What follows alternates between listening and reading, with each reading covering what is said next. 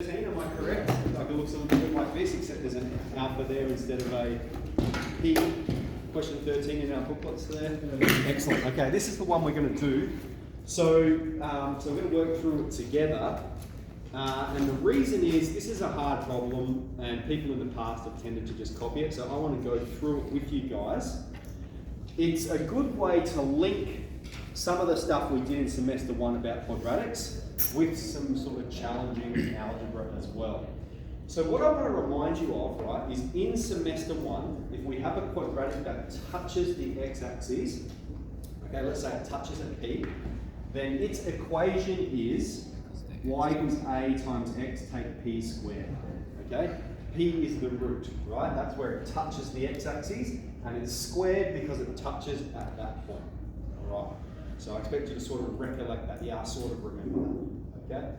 And this is the basis to solve this problem. Okay, if we can get that, then we can crack the rest of it. We need to find P. I'm going to use P instead of the alpha that they've used, because otherwise, you know, I've got A and alpha and it just gets horribly complex. So I'm going to use P. Okay, so we're going to use both pieces of information. We've got two pieces of information. We've got when x is 0, y is 18. And we've got when x is 1, y is 8. So let's use both of those. We'll start with this one. When x is 0, y is 18. So let's plug that into our basic equation here. We're going to have 18 equals a times minus p squared. All right, if x is 0, I have 0 take p squared, which is just minus p squared. And so minus p squared, like even the negative is irrelevant because we're squaring it, so we don't even need to consider that. It's just going to be p squared. And so that means we can have an equation for a here. We're going to have a equal to 18 on top of p squared. All right, so that's our first equation. We're going to leave that for now, and we're going to put the other piece of information in. When x is 1, y is 8. Alright, so let's put 8 where the y is. We're going to have a times 1 take p squared. Okay. And now what I'm going to do, I'm going to solve this. Alright? You'll see I've got a there, and I've got two variables. I've got a and I've got p. We want to try and reduce the amount of variables we have. Here I've got an expression for a, so that's the one that I'm going to substitute in here. All right, I'm going to substitute. So it's like a simultaneous equation. Right? We're going to synthesize those to get the solution. I'm going to plug that in here. So we're going to have 8 equals, a is 18 on p squared. And the other thing I'm going to do is expand this. Okay? I'm going to expand that using the perfect square rule. It's going to be 1 take 2p plus p squared. Okay. So if any of these steps are alarming, put an asterisk next to it in your mind or as you're writing it down so you know to talk to me about it. All right, then let's distribute this amongst these terms here. Or actually, even before we do that, we don't really want to deal with a denominator, right? We sort of like, So what we can do is multiply both sides by p squared. So if I go p squared times here and times p squared over here, all right, what that's going to give us is 8p squared here. And over this side, we're going to have 18 on p squared times p squared. They're going to cancel. We have it at the top and the bottom. Okay? So from here onwards, right, there's a number of ways that it can be done. All right? But basically, up to this point, you have to follow those processes. But from here, there's a number of ways that it can be done. Okay? So don't be alarmed if you're going to solve this and it's not exactly what you thought to do. Okay? You could distribute it and then simplify. Alright, so what have we done? We've cancelled the p squared. We've still got this 18 here though, so let's expand that out. We're going to have 18 take 36p plus 18p squared. Alright, I'm going to move this 8p squared over. So we'll have 18 take 36p plus 10p squared is equal to 0. And that's a quadratic that we can solve. We can divide it by 2 to simplify it a bit. So I'll write it as 5p squared take 18p plus 9 is 0. So I've divided by 2 and just swap the sides around. and then we can factorize it, we can put it in our calculator. This one we can factorize. Multiples of 5p squared are going to be 5p and p. Multiples of 9 are 3 and 3. In fact, we'll go for negative 3 and negative 3. Negative 3 times negative 3 gives us positive 9.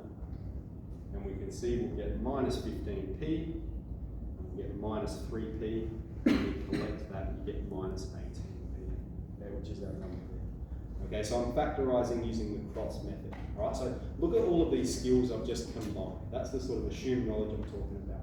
We've got graphing, okay, we've got simultaneous equations, and then we've got factorising using the cross method. So what are our solutions? 5p take 3 times p take 3 is 0. So we've got p is 3 or p is 3 on 5. Both of those solutions will satisfy this equation.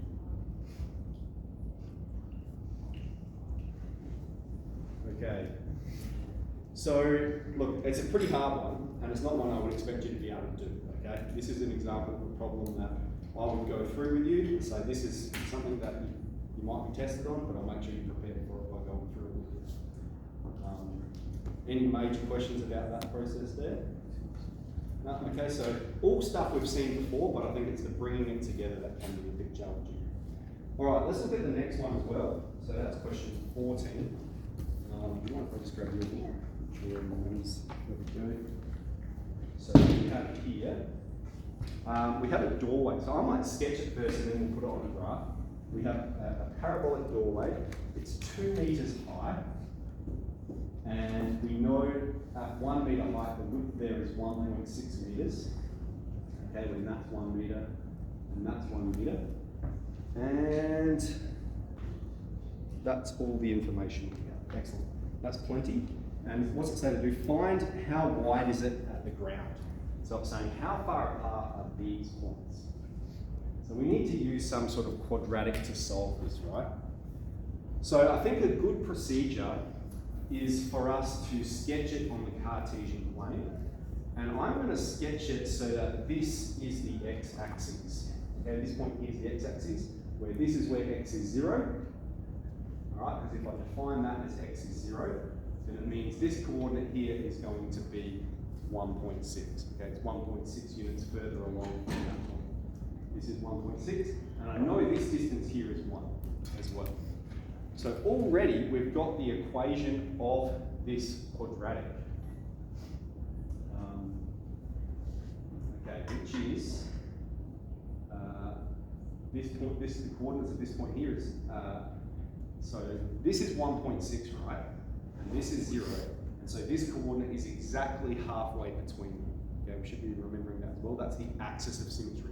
It's in the middle of both of the roots, 0 and 1.6. So this is 0.8 and y is 1. All right, so we've got the coordinates of that point, which means the equation of this quadratic is y equals a times x take 0.8 squared plus 1.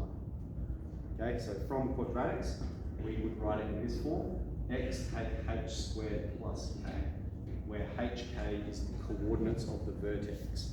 Vertex, the turning point, we've got x is 0.8, y is 1. All right, and we need to find a first. And so we could use either piece of information would be suitable.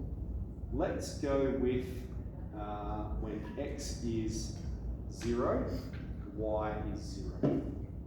All right, that's this coordinate here. We could use this one, but if we're using 0, 0, it just makes the mathematics a little bit easier. Could Patrizia please contact the front office? Patrizia? Okay, so I'll put x is 0, y is 0 in. This is going to become 0.64. So I've got 0 equals 0.64a plus 1. So I've got, 0.64a is minus 1. So a is minus 1 and 0.64. Would be fine to leave it like that. Okay, we could put it in our calculator to simplify it. Like there's lots of things we can do to simplify. I'm going to just explain a little bit of thinking here. What if we just multiply it by 100 on 100? Okay, so we're not changing its value, we're multiplying it by 1. That's going to be 100 on 64, okay, minus 100 on 64. What's that? Minus 50 on 32, minus 25 on 18. Sorry, 32, 16. All right, so, and that's, they both have, they're as simple as that can get. All right, so we could leave it like this, but I think like this it's going to be a little bit easier to deal with in a moment. And if you put this in your calculator, probably that's what it will spit out, or as a decimal. We'll either spit that out as a fraction or as a decimal. Okay, so now we've got something that's nice to deal with. Let's write the equation of the quadratic. It is minus 25 on 16.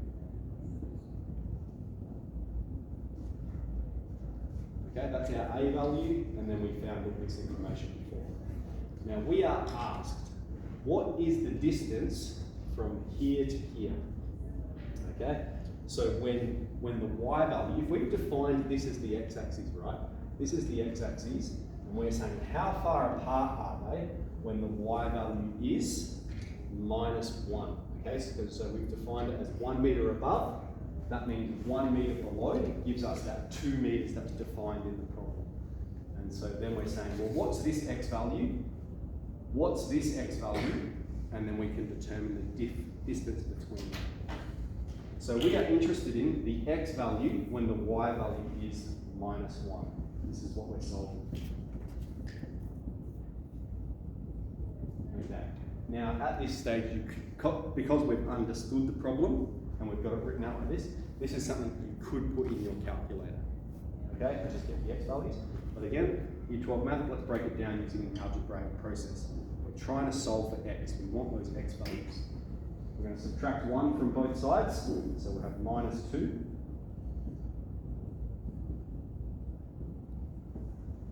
All right. We've got negative on both sides, so we can drop that. And then you can think about it like, oh, well, I want to get rid of this coefficient. I'm trying to isolate x. So I'm just breaking it down bit by bit, right? So you can think about it as, oh, well, I'm going to divide both sides by that. I think a better way when we have a fraction is to multiply it by the inverse of the fraction. So if I multiply both sides by 16 on 25, right? Then we've got 16 at the top, bottom, 25 at the top, bottom, that cancels. And over here we'll have 32 on 25 is x takes 0.8 squared. Okay. We will square root both sides to get rid of the squared.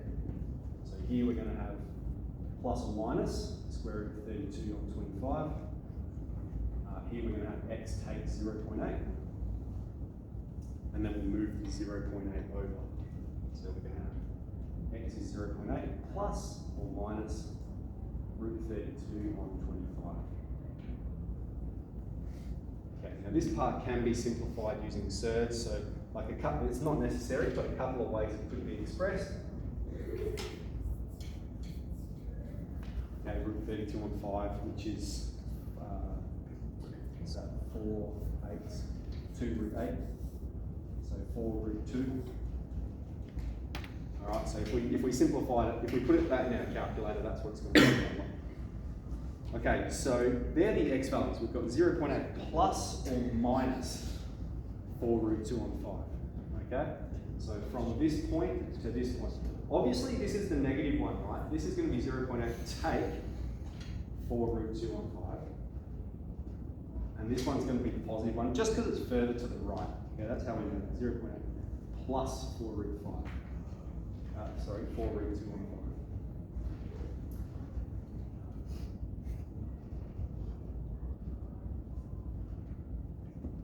And so then the distance between them, right? Yep, that's all good. So the distance between them then is this x value take away this x value. Okay?